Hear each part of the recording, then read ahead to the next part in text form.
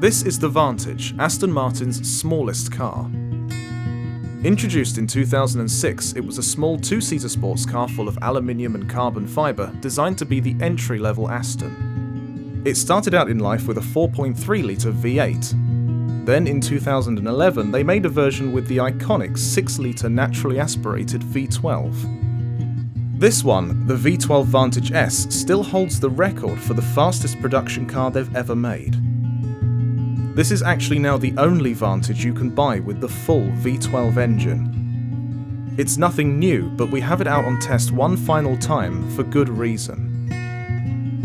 You see, this year Aston Martin have dropped hints about replacing their 6-litre naturally aspirated V12 with a more powerful twin-turbo V12. We have mixed feelings about this.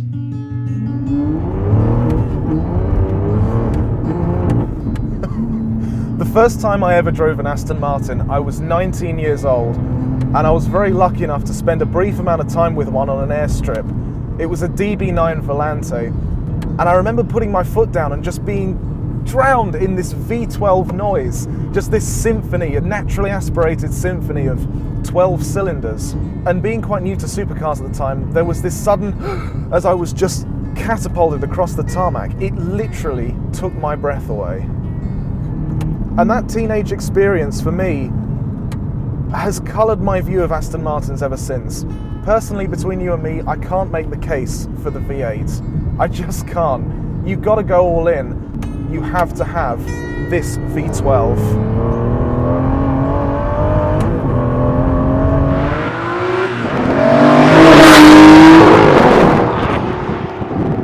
So this Vantage is the smallest Aston you can buy. It's the entry-level one, and they've given it the full 6-litre V12, and it is just fantastic.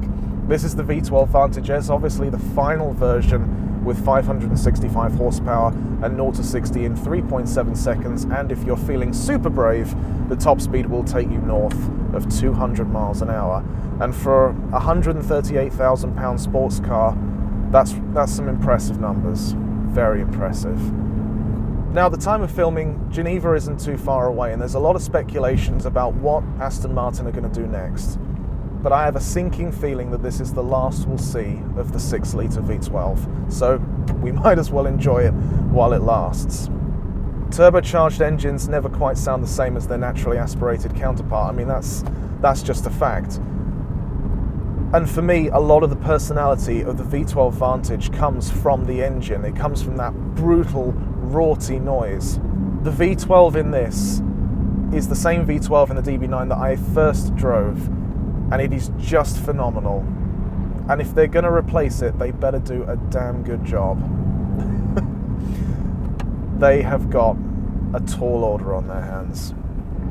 This engine is phenomenal. It's quite possibly one of the best engines ever built. When you're out of sport mode, it's actually fairly quiet and predictable, but I must be honest with you, I've spent almost all my time with the sport button on because I just cannot get enough of this.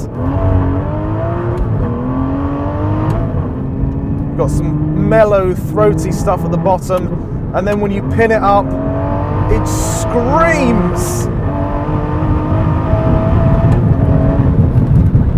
Oh, I'm an Aston, I'm gonna play you the song of my people.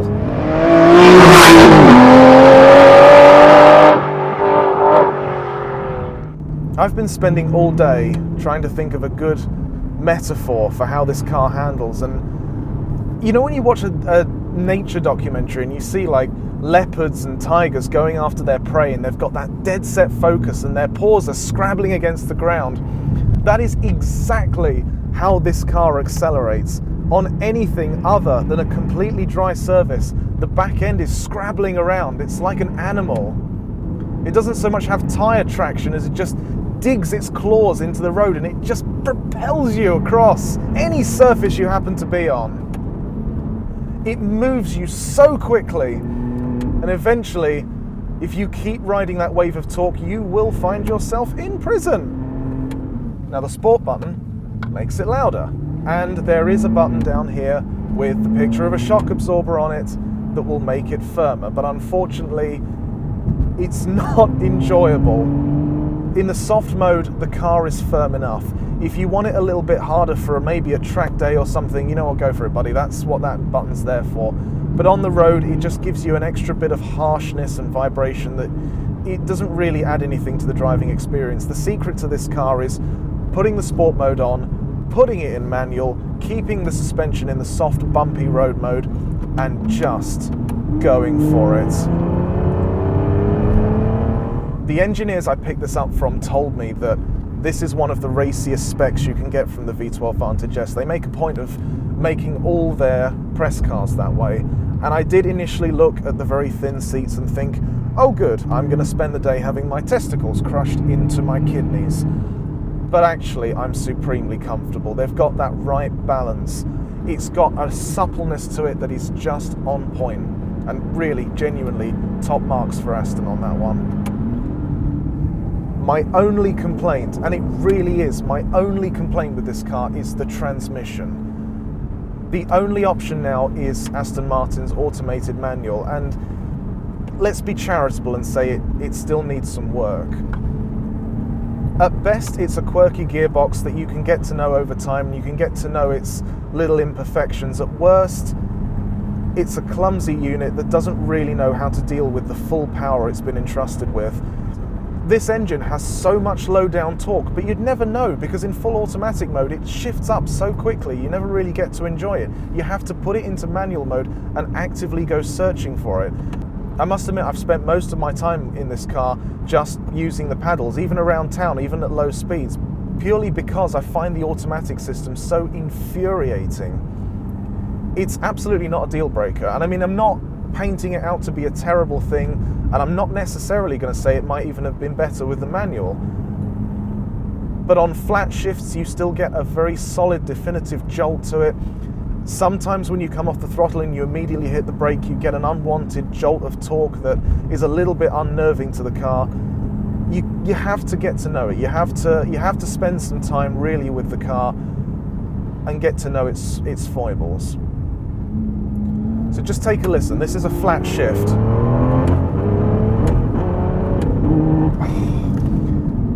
I would expect it to be just a little bit quicker. There's still that huge interruption in torque.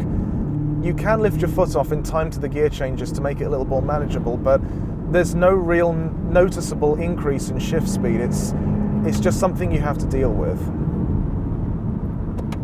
I tell you what, I talk about going searching for that low torque, but when you find it, this is what it's all about. This is what Astons are all about. Great noise. The gearbox will forgive. Tight chassis, rear wheel drive, engine at the front, and we just go around distributing noise around the British countryside.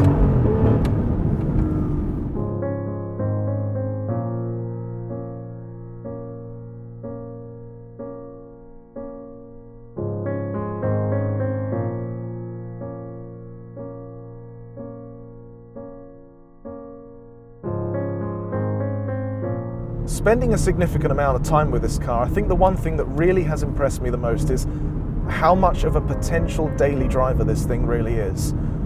When you first get into it, you're blown away by the noise and the feel of the suspension and what it's like to drive, and you have fun going up and down back roads being pinned into the back of your seat. But when you actually get to know it a little bit more, you realise that it has ample boot space and you're not tired after driving it all day. And it's not difficult to park. You can see out of it, you can see behind you. There's not some aircraft carrier of a wing sitting there blinding you from everything that's behind you. When you're in normal mode, it's very civilised, and to its credit, the transmission does a good job of keeping the revs low, keeping you kind of out of trouble. And when you're tired after a long day and you just want to go home, it will do exactly that. And then in the morning, when you're feeling a bit more energetic, that's what the sport mode is for. That's what the harsher suspension is for.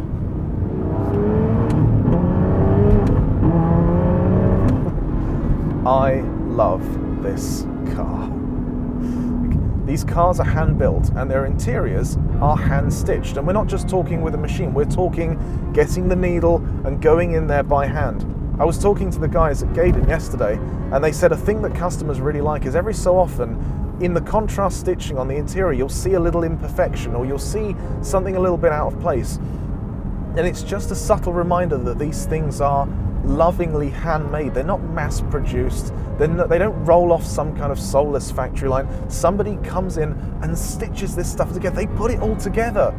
It's British handmade. Whenever you're in a supercar on the road, people look at you, people stare. But what they'll do is they'll see the car and then they'll peer in to look at you, and they'll work out how offended they should be based on how old you look. But with the Aston, people aren't looking at me. They're not looking in the cabin. They're pointing to the vents on the bonnet. They're pointing to the wheels and the back of the car. They're just happy to see this piece of automotive art go past them. They're not concerned about who's driving it. A driver-centric little sports car from Britain. What more could you want? Do you know what this car does? It makes you secretly hope that you get caught at a red light. It makes you look for every gap in the traffic just so you can release that wild animal under the bonnet. You can just get that claws into the road feeling all the time. This is a desperately beautiful car, and it is incredibly powerful, and I'm very lucky to have been able to spend a few days with it. So thank you, Aston. Thank you for letting me have one last look at this before she goes into retirement.